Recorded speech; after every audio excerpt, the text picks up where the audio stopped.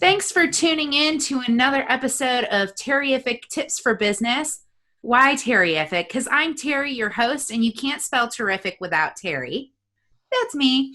And I am so excited today because I have Miss Ginny Robertson with us. And for those of you that don't know Ginny, I have recently become connected to her through some of her really unique and interesting groups that she has available. And so let me introduce you to her because I think you're going to find her as fascinating as I do. For years, Ginny has connected women around the world to their gifts, their purpose, and each other. She does this through 9 monthly connections over coffee, in-person meetings of the On Purpose women community. Of course, right now, because of everything going on, we're actually doing meetings virtually. And maybe we'll be that way for a bit longer. So keep tuned in for that. Then we have 2 monthly connections through conversation online gatherings and the On Purpose Woman Online Magazine, the On Purpose Woman Global Community Group on Facebook, the On Purpose Women Conference, as well as keynotes, talks, retreats, and workshops. She is a busy, busy woman, so we're very fortunate to have her with us. And all of those are really created with the intention of helping women in business. So isn't she awesome for putting those things together and coming up with these beautiful ways to connect everybody? Ginny is a contributing author in 3 different anthologies: Conscious Choices, An Evolutionary Woman's Guide to Life; The Spirit of Women Entrepreneurs, Real Life Stories of Determination, Growth, and Prosperity; and Innovative Voices, The Stories of Women Awakening a New World. How awesome is that? Man, these just sound like incredible books I want to read. For 4 years, she was the co-host of Women Talk Live radio show on WCBM in Baltimore. And in 2012, she was named one of Maryland's top 100 people by the Daily Record. So we have a celebrity amongst us. And I'm so thankful that she's taking some time to be with us today. So please join me in welcoming Miss Ginny to the show. Thanks for being here. Oh, thank you for having me, Terry. This is fun. Yeah. I love your terrific. If you'd written it down, I wouldn't have been able to spell it, or say it out loud. Probably I wouldn't have known how to say it. So it's really fun. I like it. Yeah. Well, I had to do something different. So many people are like, oh, the podcast about business or Business R Us, things that are just like super cheesy. And I'm like, well, but you can't spell terrific without Terry. And so I just accentuate the Terry in it. It's fun. Yeah. Yeah.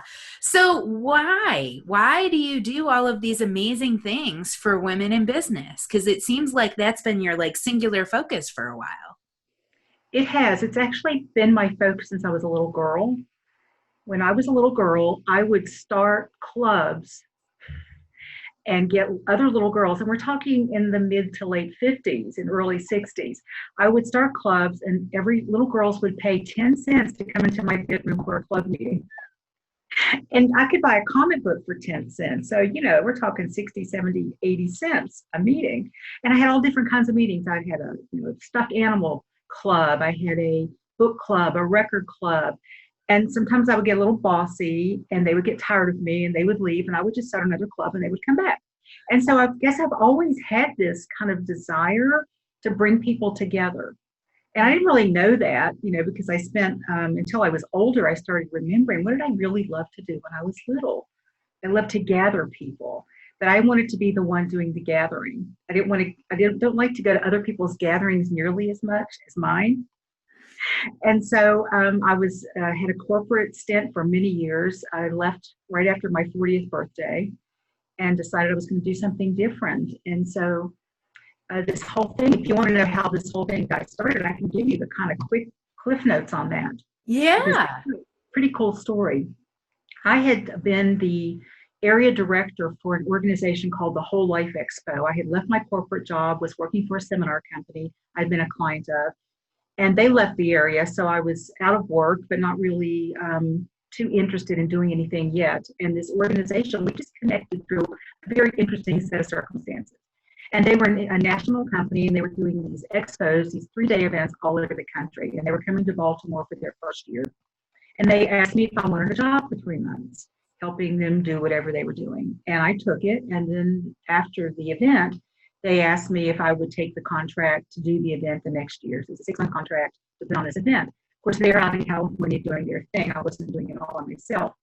And it was just an amazing opportunity. I mean, if you're into self-help or spirituality books or, all the top people who were around, this was in the early 90s, late 80s, early 90s, were there. So it was an amazing event. And I met so many great women.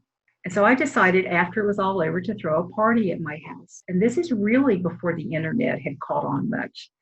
And so I sent out handwritten invitations and I called it a girlfriend party. It was on a Saturday afternoon. And all I said is, I know some really cool women. You do too. Invite them, show up, bring food.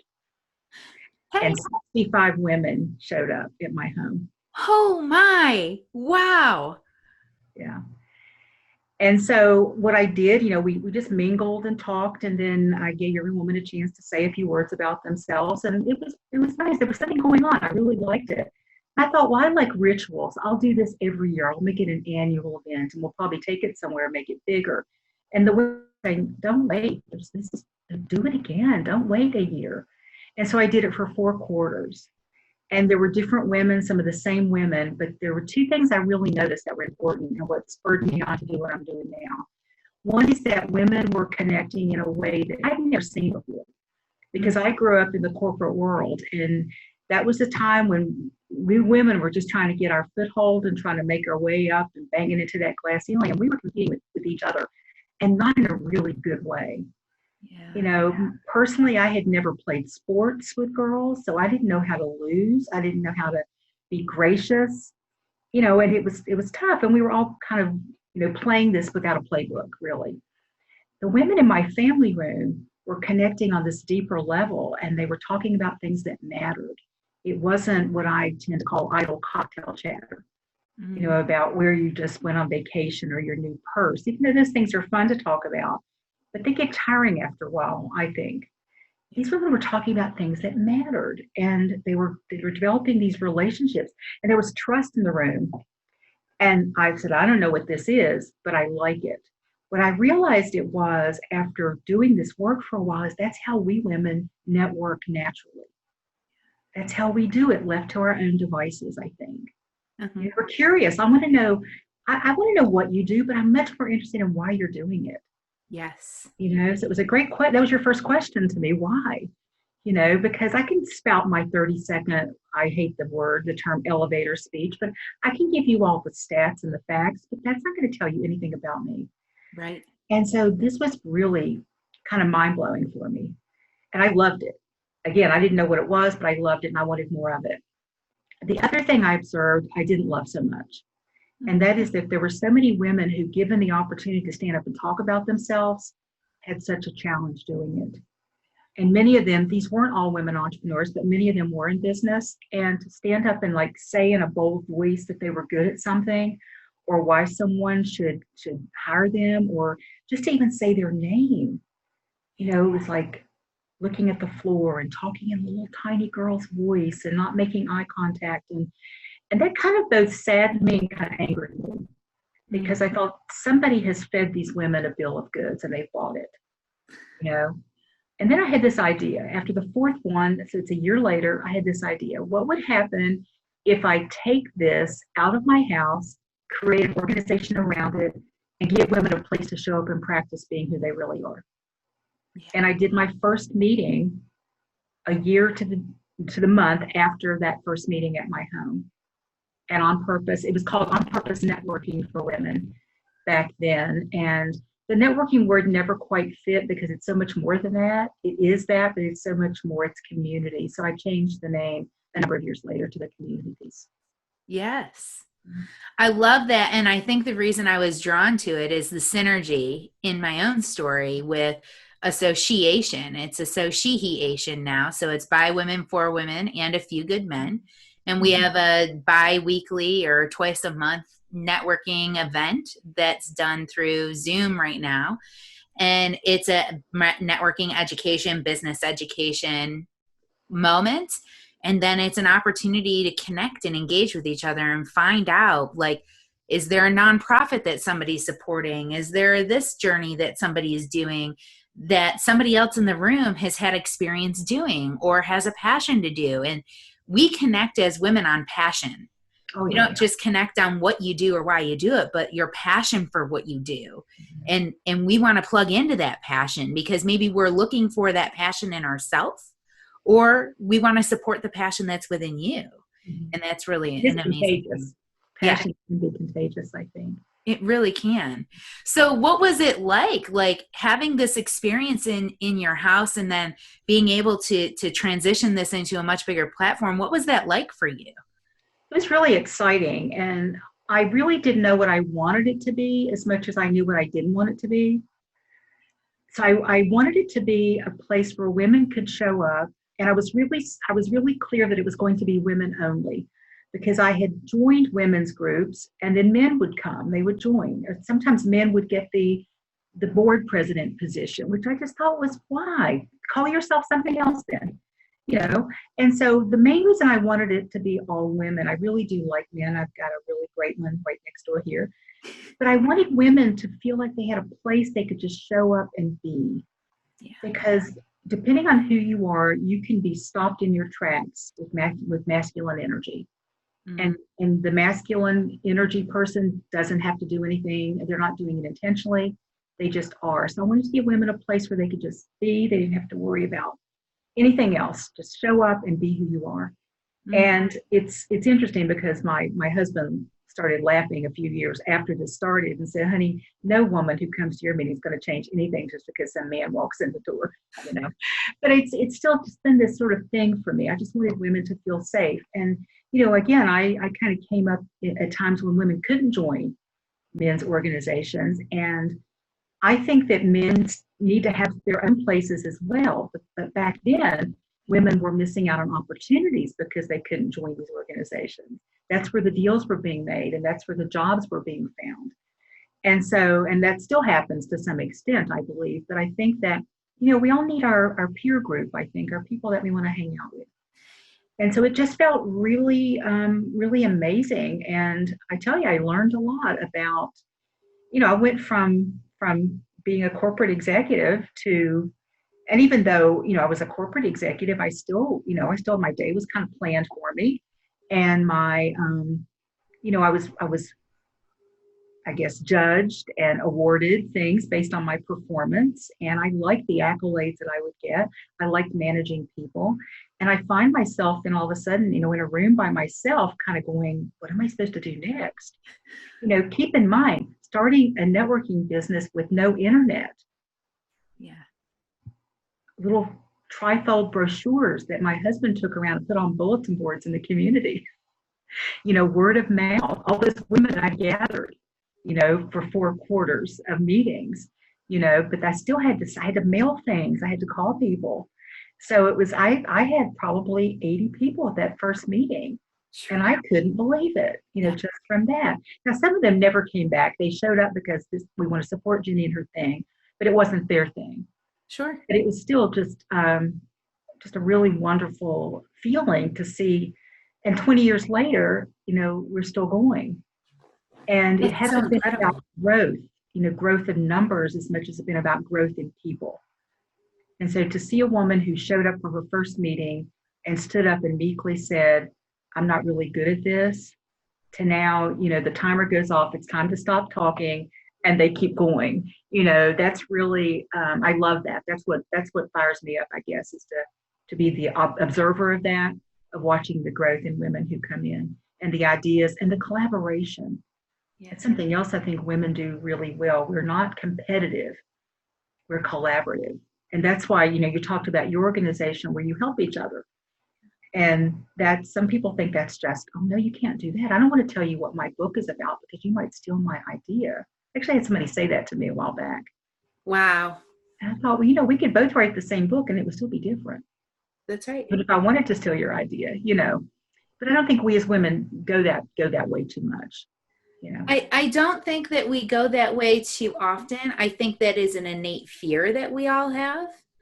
And I wonder if these groups that we have, or that we're part of, these organizations that are worldwide, like On Purpose Women's Community, if that doesn't help us to feel more confident that these women are not here to run us over by that Mack truck, they're actually here to lift us up, and that they're not here to steal our idea, but they're here to help us formulate it or implement it or create it. And they want to be part of our journey. They don't want to steal our thunder. They want to be part of our journey. Yes. I wonder if these groups are actually helping with that mindset. I think they are, because also some of us, I mentioned my experience of women before I started this. Some of us have been kind of wounded in those relationships, because I still hear some women say, well, I don't trust women. Well, that's a pretty wide swath of things not to trust. All women, you don't trust any women, but we've all been burned in different ways for different things, and that's a private journey that we have to go on to heal. But I think that if we can come together with a group of women that we, and you might not want to jump in, you might want to dive in, you might want to, step in and get your toes wet and see, well, let me come back. In fact, it was interesting. I've had women, I've had it anywhere from my first meeting. I guess it took me another year to start the second meeting. At one time I had 14 meetings, but I do 9 now, and I run 5 of them. So 4 other women do them and look to putting them in other areas of the country. And so I would have women, let me see, I think I just lost my train of thought, because I gave you a little piece of information that didn't need to be given right then. Let me see, we were talking about trusting women, and oh yeah, I knew where I was going with that. I've had women who would join, and then they would I had a couple of women who went to 14 meetings in 1 month, because they couldn't believe that the women in all of the meetings were like that first meeting they went to. And they said, no, there were just too many really wonderful women. They were helpful, they were warm, they were loving, they were smart, they were funny, they were ambitious, all of those things. That can't be the norm. Yeah. And, I'm not saying that every single woman fit that criteria, but they would, and then they would write. In fact, somebody did an article from a magazine one time, and the title was, I'm a Ginny junkie. And she talked about, having to do that. And then she couldn't, and then she would go to like 3 or 4 months anyway, once she really got, wow, this is for real. We can do this as women. Yeah. We can come together as women and support each other honestly, without expecting anything in return. And we can do it differently. We don't have to network the way that a guy does to be successful at networking. We don't have to. Yeah, go ahead. Yeah. We don't have to be, I don't know about you, but I've run into this a lot in the traditional networking circles, where you laugh at somebody's joke and now all of a sudden they think that you're flirting with them, and it's like, you can laugh at a woman's joke and it doesn't get construed that way. You can just laugh and be yourself and be able to connect in that authentic way. I'm glad you brought up that networking kind of, I called it networking woman style, or this feminine aspect of networking, because the way I learned to network, and I really wasn't networking, I would represent the company that I was working for, which means show up at these events, pass out your cards, make sure they know we were there. We don't need anything from them. We just want you to know we're there. And that's what I thought networking was. You go to an event and you pass out all your cards. And if people take your cards, then you've worked, and they're going to call you, right? And I would go home with all these cards, and I would look at them, and because I didn't take the time to have a conversation with most people, because it seemed like everybody was playing the same game, let's see how many people we can give our cards to, I would look at them and I wouldn't know who they were. Yeah. So they would sit on my desk. I thought, what do I do with these? I can't call. And again, this started before email, but even now, I can't email. I won't email and say, it was nice to meet you. We didn't really meet. Yeah. I don't know who they are. And I've gotten those. In fact, I've gotten, emails from people where they picked up my card on the table and said, it's really nice to meet you. And I knew we hadn't met, and so I didn't want to play that game. And that's how a lot of women were doing it. Yeah. When I started this 20 years ago, that's what we were taught, and that's how we did it. And the other way is so much easier and so much more gratifying and less stressful. Because if you can make even 2 good connections with someone at a networking meeting, and you have something to talk about later, I think you've done your job. Absolutely. And I think it's interesting that even though times have changed and a lot has changed about the business community and the world that we live in, I think there's still a lot of that, like how many business cards can I pass out going on at different networking events. And so, do you have one tip to help women who are going to some of these other events, one tip to help them have a better connection or a better conversation with the people that they're meeting so that they can remember who that person is when they follow up with them? Well, I'll do a couple of them in one way, I guess. If networking is something that's challenging for you and you really don't love it, the first thing you need to do when you get there is just go meet somebody, anybody, go meet somebody, because it doesn't get any easier. It's so easy to walk in the room and think that everybody knows everybody, and they don't. So if you walk up to someone, another woman who's standing there not talking to anybody, she will probably be so happy that you came up to her. And that's one way to start a connection. And we women connect on things like, I don't walk up to people and say, what do you do?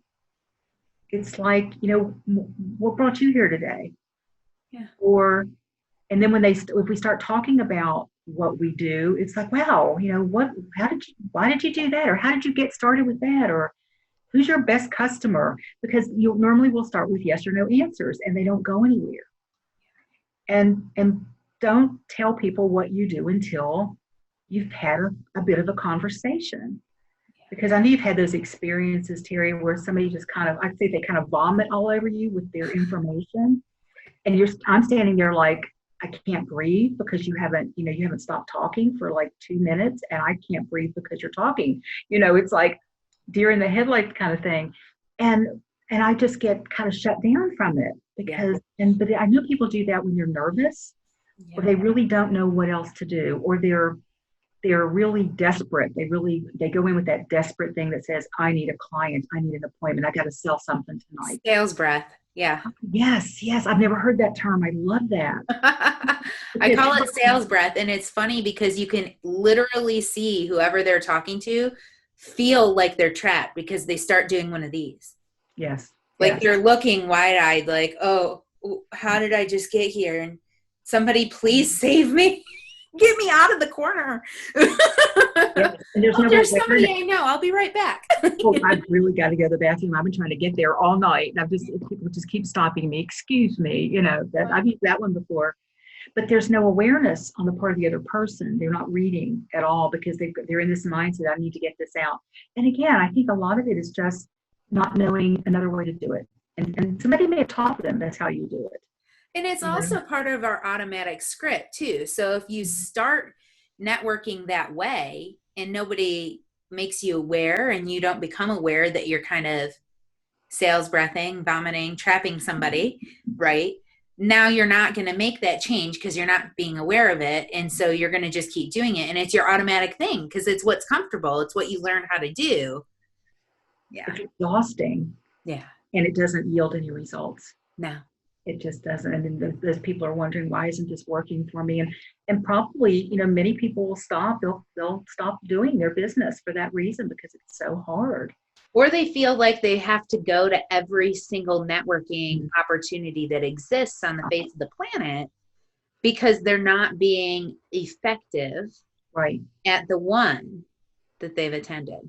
Yes. Yeah. You got to find your people too. You got to find, try different places. But if you don't feel like you're a fit there, like I joined the Chamber of Commerce in my county early on. It's a really big one. And I showed up and it was a sea of suits. And I didn't want to wear those suits anymore. I had worn those suits. I had given all those suits to a charity, And I remember the feeling when someone would ask me where my office was. And I said, I work from home. It was like, oh, that was not honored. I'm sure it's quite different now. I would hope it would be quite different now. But I realized that I was told I should be here because, fill in the blank, but these aren't people who are going to want what I have necessarily. For one thing, they were mostly corporate people. And the kind of networking that I offer is not really corporate networking. It's more entrepreneurial networking. And so I had to really not listen to all the people who told me where I should be going.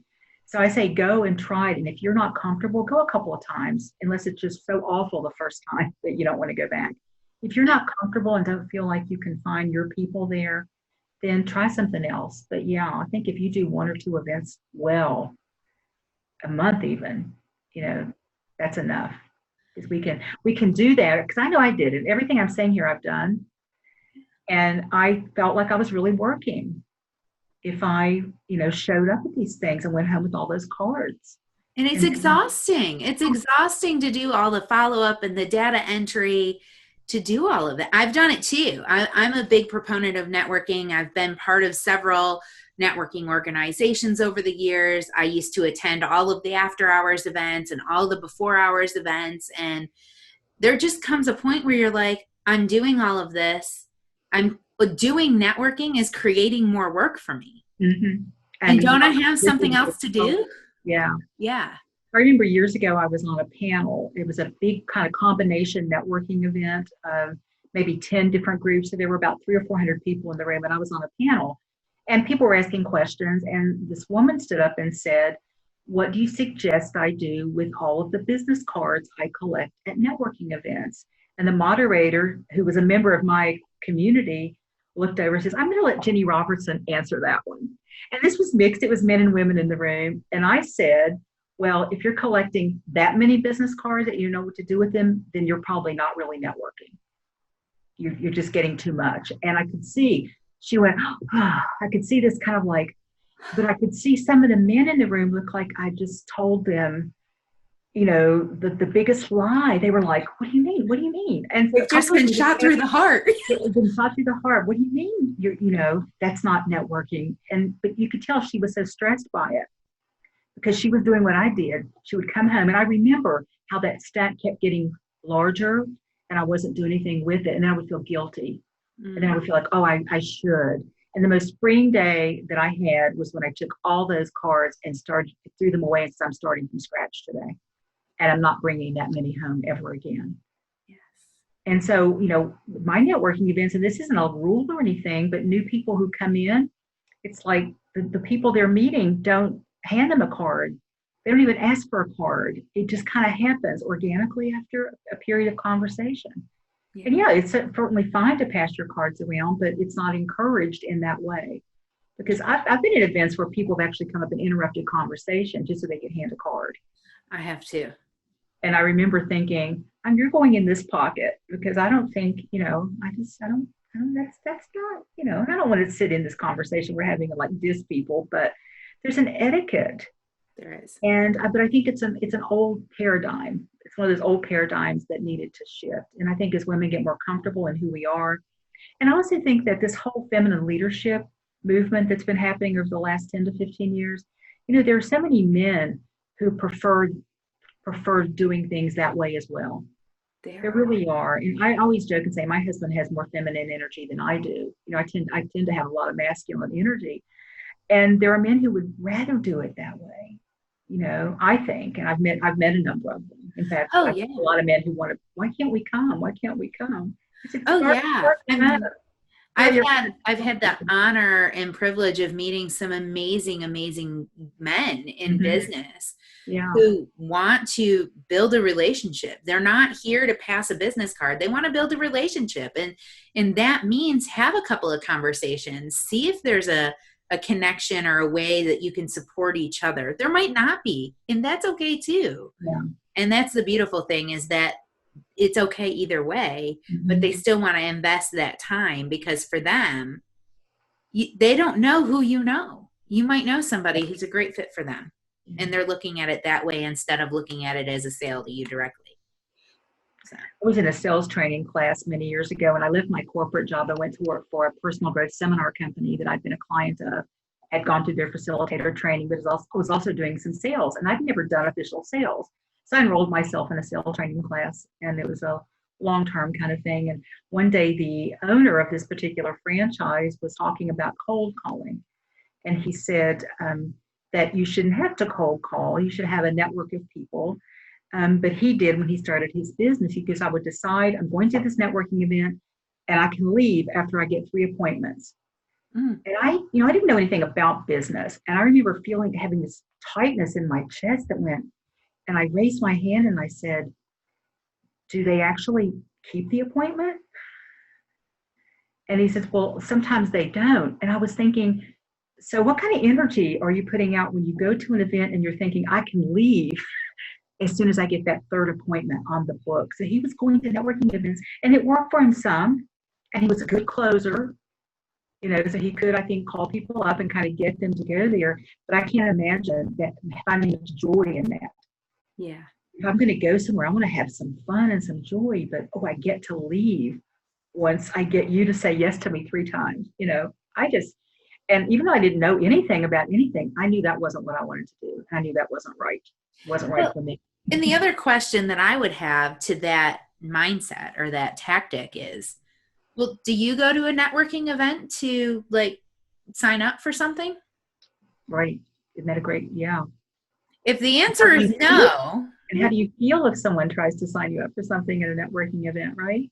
And if the answer is a little weird, then you maybe shouldn't do that to other people. Yeah, that's a great point. Just saying. I probably wasn't bold enough to think of that back then, Gosh, yeah. Things have changed a bit since then. They have. Yeah. And that's beautiful. I love the mission that you're on and really helping people to learn a better way. It's all about learning a better way. We can always learn something new. Mm-hmm. So one of the tips that I always give when I'm talking to people about networking is I go with the intention of meeting 5 people. Mm-hmm. Okay. 5 people. You can be in a room of 100 people. It doesn't matter. I want to know 5. And the 5 I want to know are 2 people I can help. These are 2 people who I have a particular skill set I can help, or I have a contact that I can refer them to. So I can help them in some way, invite them to something or something. So 2 people I can help, 2 people that can help me. So there's got to be a reason that I'm there. I'm looking for something. I'm looking for a photographer to do a branding session, or I'm looking for a social media person, or I'm looking for something. I'm looking for 2 people who can help me with whatever I'm working on. And then 1 person that's a bonus. They get to just be a friend. Mm-hmm. Yeah. They might be somebody that I can help down the road. They might be somebody that can help me down the road. But at the end of the day, the intention is I just want to make a new friend, and you have the right personality, and I want to know you. And so we're going to be friends. Yeah. And I find that makes it very intentional. There's a purpose for being there. It's not about making money. It's about making relationships.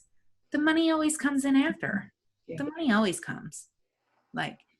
Doesn't have to be in that moment. Mm-hmm. And then you're able to have a deeper, more engaging conversation with each one of those people.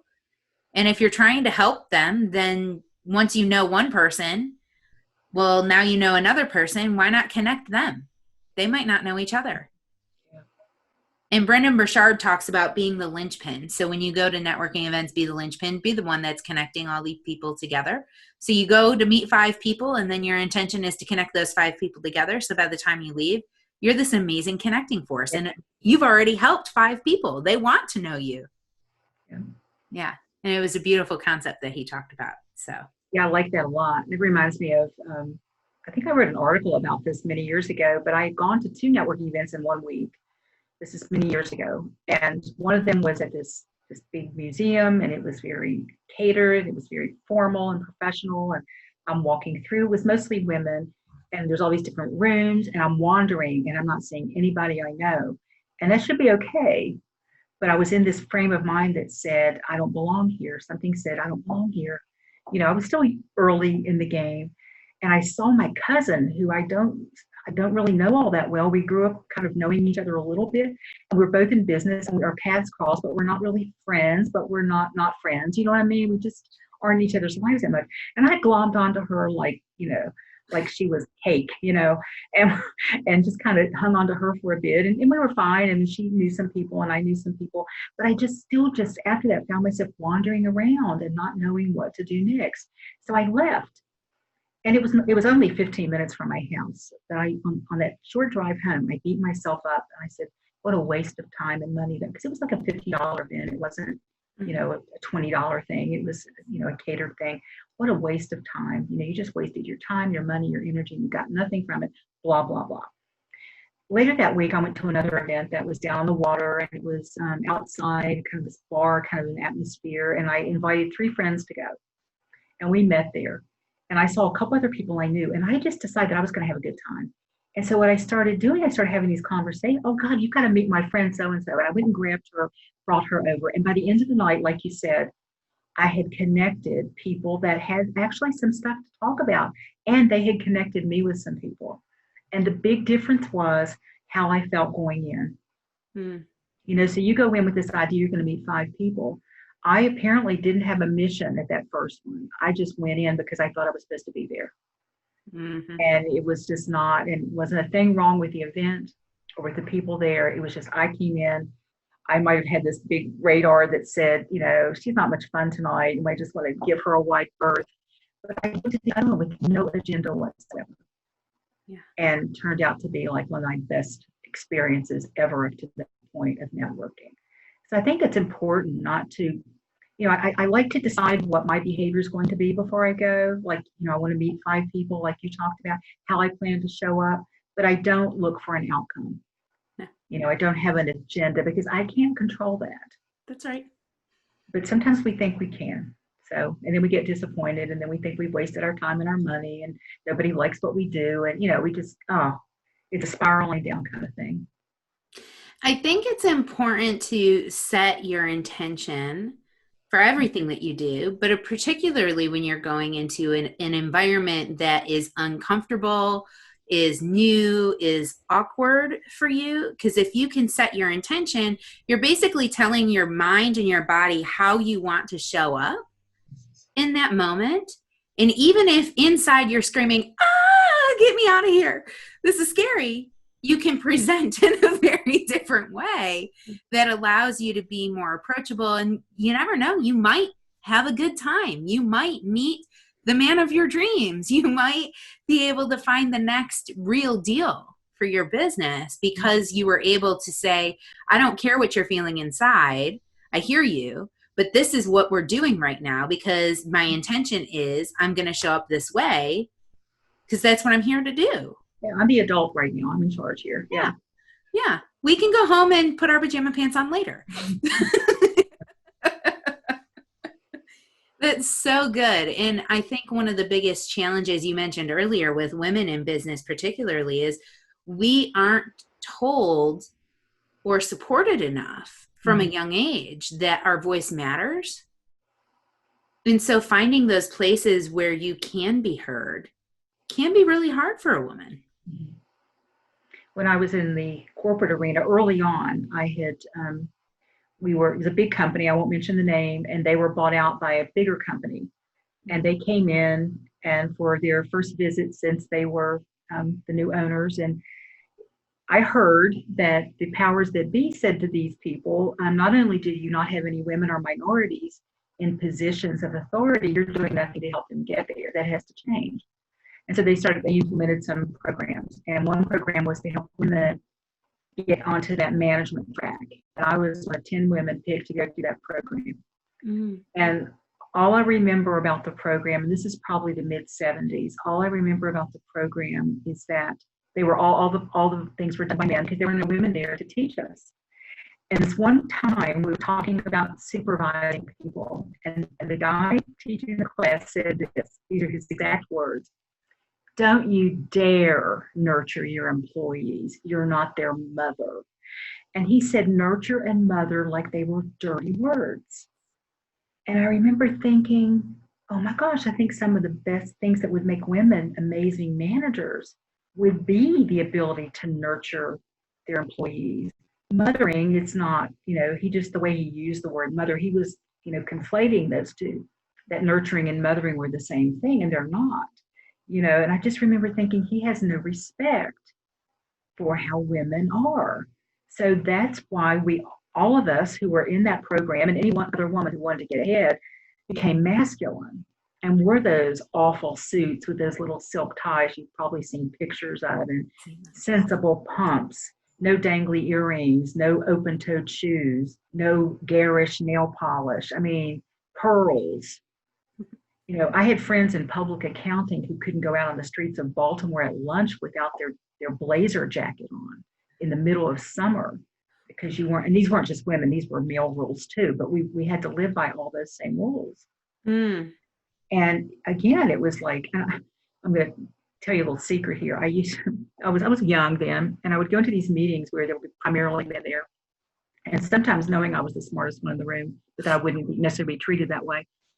And I would have this button down, this very austere like suit on, and then I would have this sexy black underwear on underneath it, and I would just sit there and kind of, and I didn't feel very powerful back then, but there was this little thing about me that said, yeah, I got some power here, because you don't know who I am, and it may sound kind of silly, but it was like, you get it where you can. Exactly. And I think a lot of the femininity, the qualities that make women women, and there are also many of them great qualities that men have, we're not honored. And so then we come out of that and we go into the other business world, the entrepreneurial world.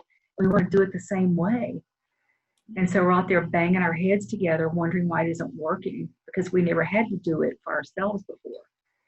As long as I was doing it, getting rewarded, And we're all trying to keep up appearances.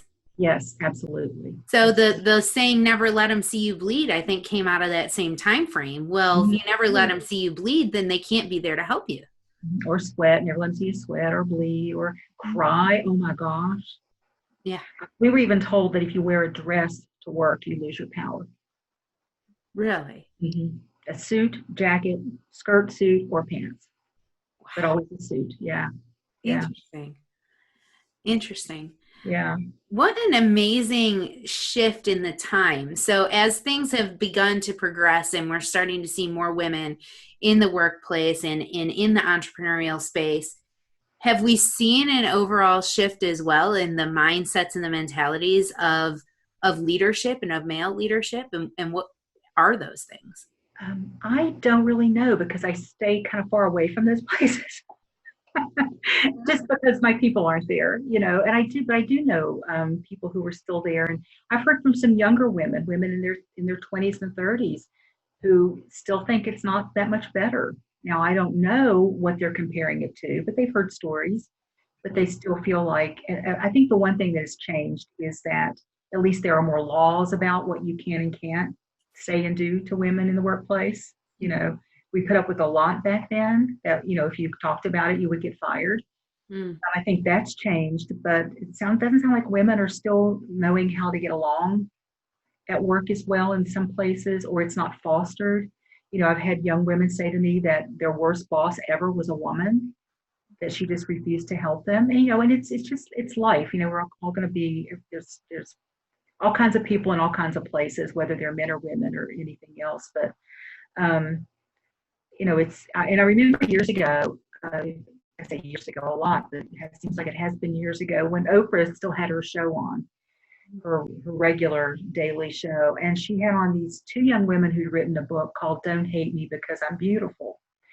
And there were two other women of my generation who were on. I say so, it must not have been that many years ago. But I would say these women were in their 20s, and the other women were probably in their 40s, mid to late 40s.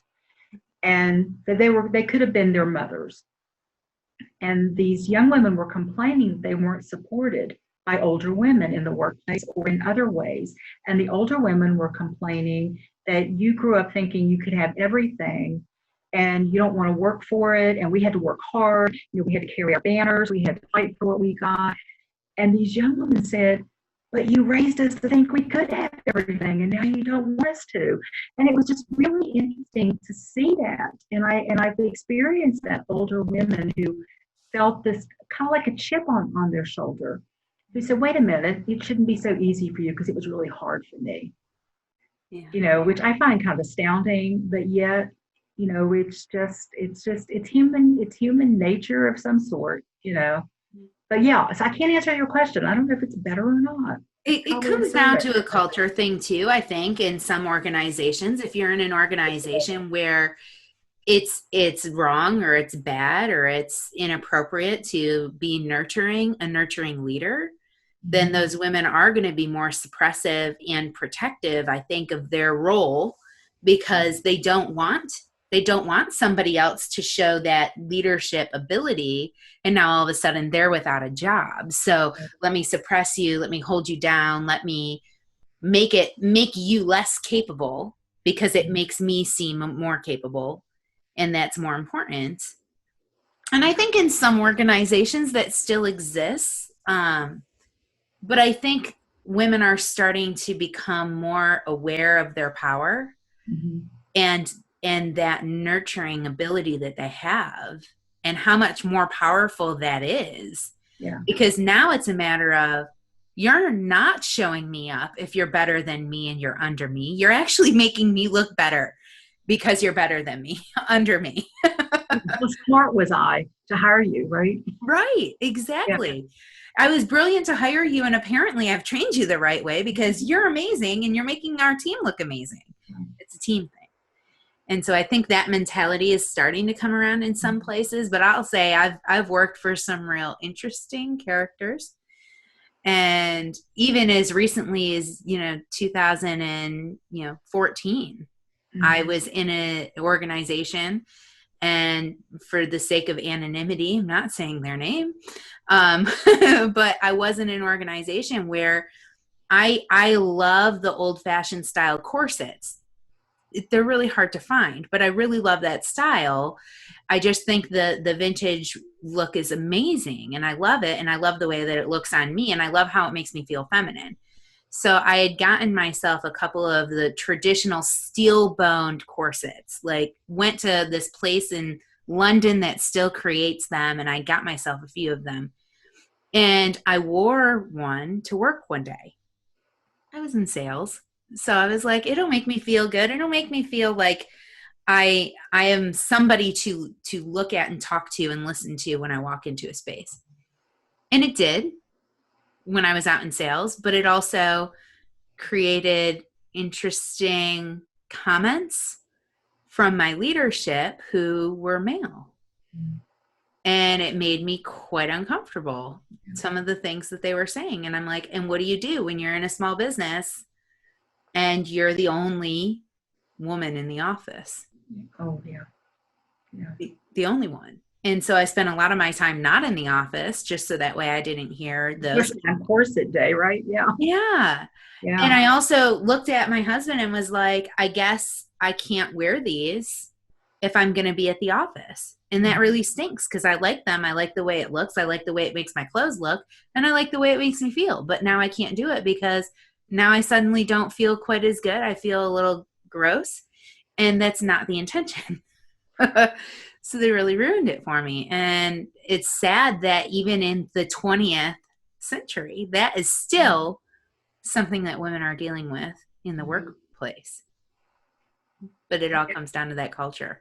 It does. Being shamed to cover up, or shamed because you don't want to cover up, or shamed because you cover up too much. I mean, women have a hard time winning a lot of those games. They really do. And that's why it's just better to find a place where you can be you.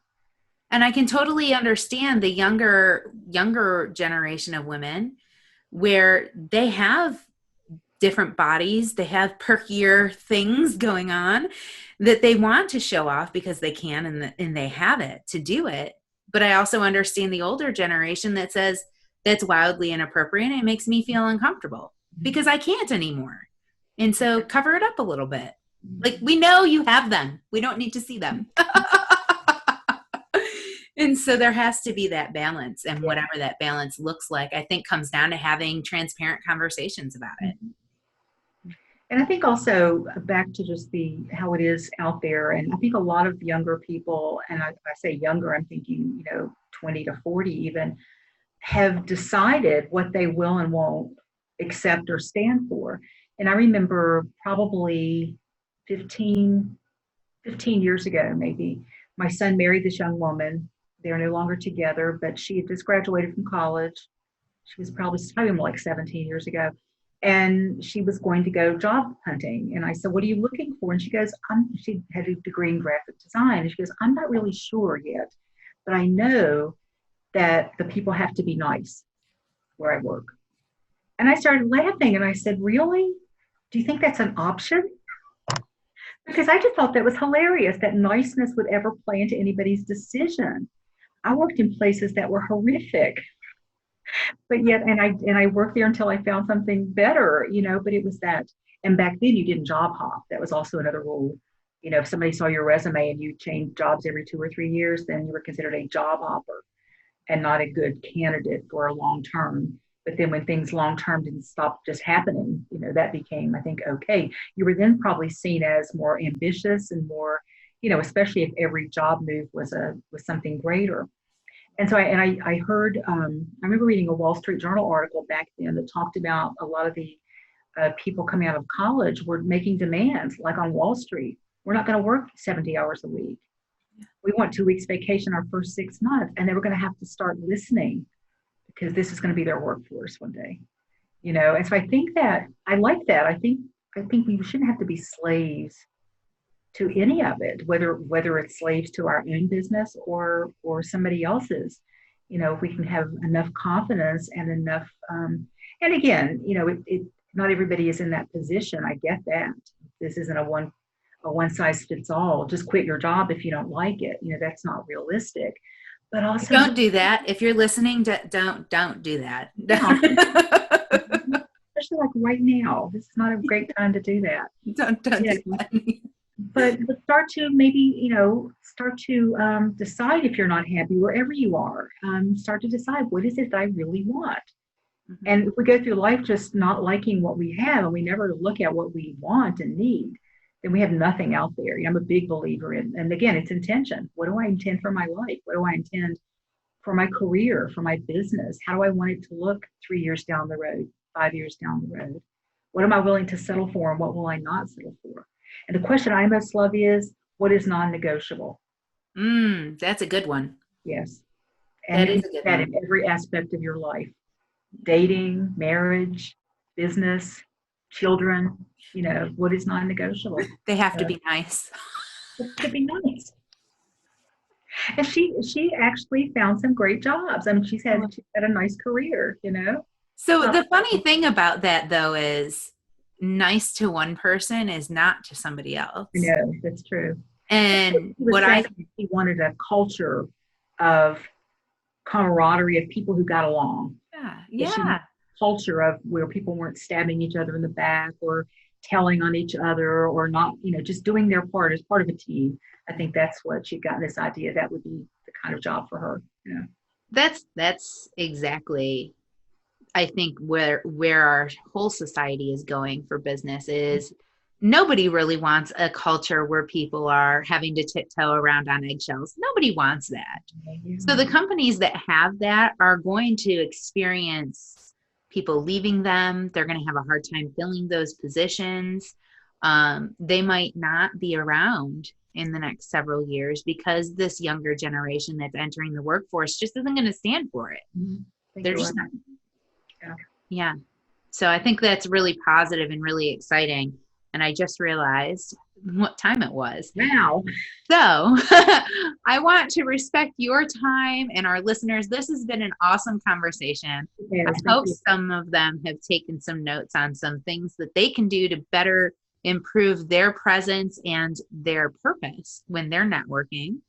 And so what's going to be the best way for them to connect with you so that way they can engage with some of your communities and things that you have going on? Okay, they can go to onpurposewomancommunity.com, and it's woman, singular, not women. A lot of people, get that confused. Onpurposewomancommunity.com. There they can also click on the magazine. They can see when the meetings are. They can see what we're up to. There's also a group on Facebook called the On Purpose Woman Global Community. And it's a membership organization just with about a little over 6,000 women, and they can just go there and ask to join. It's for all women, not just women entrepreneurs. And I like to mention I'm doing a Zoom workshop in July, one in July and one in August, half day on my signature workshop. I've been doing this workshop for the last 20 some years called Getting Out of Your Own Way. And it is for women who want to just make some things happen in 2020 that they've been wanting to happen for a while. So they can also, if they go on the On Purpose Woman community, they can also contact me through there. That isn't up on the website yet, but they can contact me through there and ask to get information about that. And the way I do my workshops is people must pre-register, but you pay at the end, and you pay based on value received and ability to pay. And so that's the way I do my workshops, because I would rather spend time teaching than marketing. And it's not my primary source of how I earn my money. So I just love doing it. And so I don't want anybody to not come because they don't have the bucks to pay. you know. Beautiful. Yeah. Beautiful. Jenny, I just love your heart. I love your mission and everything that you're doing to help support our women in business and women in entrepreneurial spirits and leadership spirits. Thank you for everything that you're doing, and definitely get plugged into some of those events that are coming up. I myself need to attend your next networking event because I'm always looking to meet new people, and I'm a people collector. So the more people I have, the more people I can connect. I'm surprised you haven't shown up yet because you can't Yeah. help it. We're on Zoom, you know. Yeah. I imagine it is coming down to there's so many opportunities that I'm having to be very Oh, like I understand. this one this week, this one next week. And Somebody actually did a talk at one of my meetings recently called All Zoomed Out.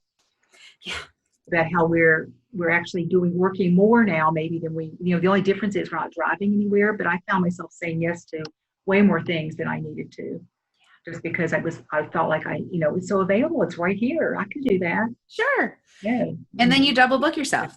Right, exactly, yes. I may, You done may that? have done that. May be the culprit of that. But I've so enjoyed this. I'm so looking forward to staying connected and continuing the conversation. And if there is anybody who's listening to this call, make sure you tune in to the On Purpose women's community so that you can continue to develop your networking skills and connect with other amazing people like Miss Ginny here. Thank you. Thanks for being here. Bye.